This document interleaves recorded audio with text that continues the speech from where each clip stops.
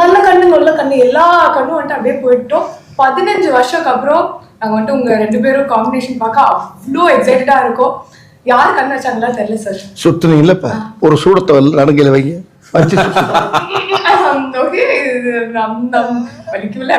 சரி விட்டு போயிட்டு பெருங்கையில சுத்திட்டீங்க, மனசார சுத்திட்டீங்க. மனசால அப்படியே என் மனசு மட்டும் இல்ல பாக்குற எல்லாரோட மனசால சுத்திட்டேன். சொல்லுங்க சார், ஃபர்ஸ்ட் இந்த காம்பினேஷன் நீங்க 2 பேரும் என்னைக்கு மீட் பண்ணீங்க சார்?